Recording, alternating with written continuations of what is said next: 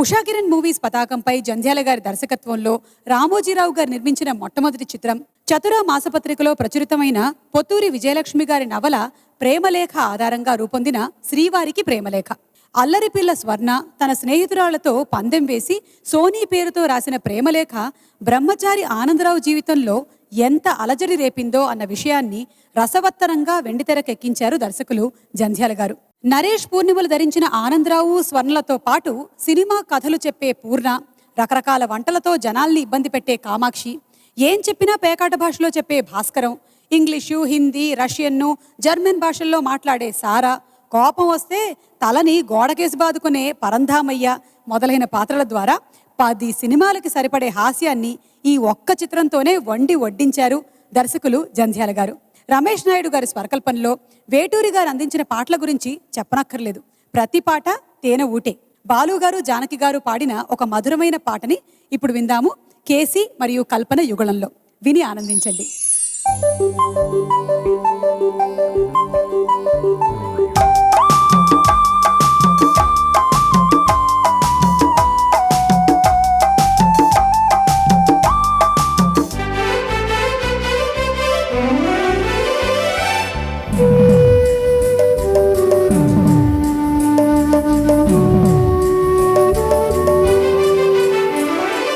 లిపిలేని కంటి భాష తెలిపింది చిలిపి ఆశ, నీ కన్నుల కాటుక లేఖలలో, నీ సొగసుల కవిత రేఖలలో, ఇలా ఇలా చదవని నీ లేఖని ప్రణయలేఖని, బదులైన లేని లేఖ బ్రతుకైన ప్రేమ లేఖ, నీ కౌగిట బిగిసిన శ్వాసలతో, నీ కవితలు నేర్పిన ప్రాసలతో, ఇలా ఇలా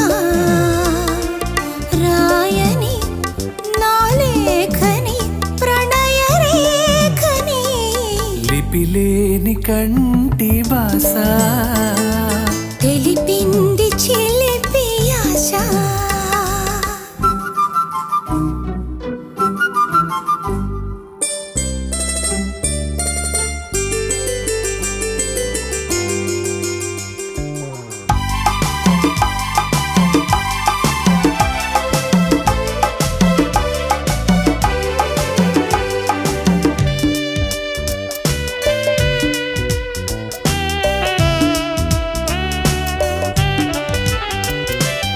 అమావాస్య నిశిలో కోటి తారలున్న ఆకాశం వెతుకుతోంది వేదన తానై విధియ నాటి జాబిలి కోసం. వెలుగు నీడలెన్నున్నా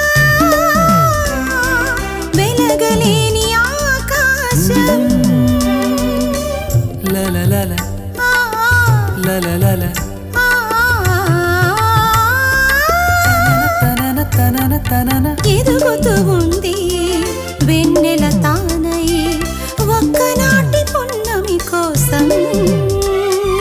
లిపిలేని కంటి భాష తెలిపింది చిలిపి ఆశ.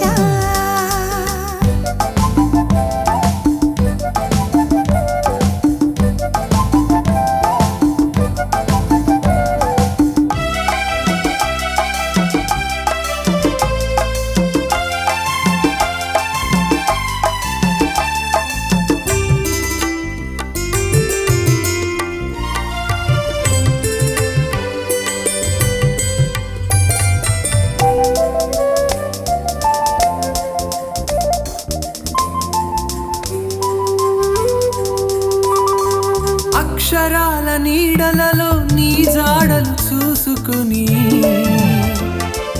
ఆ పదాల అల్లికలో నీ పెదవులు అద్దుకుని,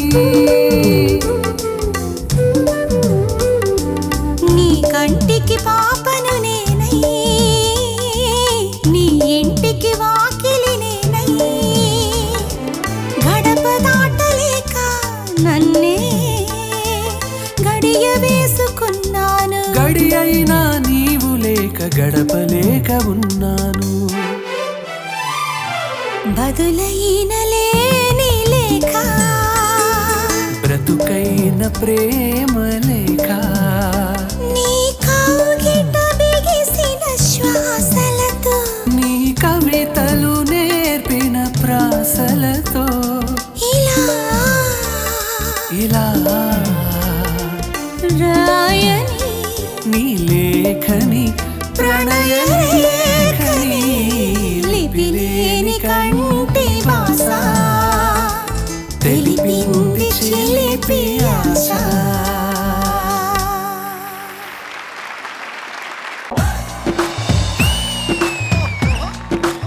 నాన్న సింగింగ్ షోలు ఎన్నో వస్తాయి, పాడుతా తీయగా సింగిల్ గా వస్తుంది.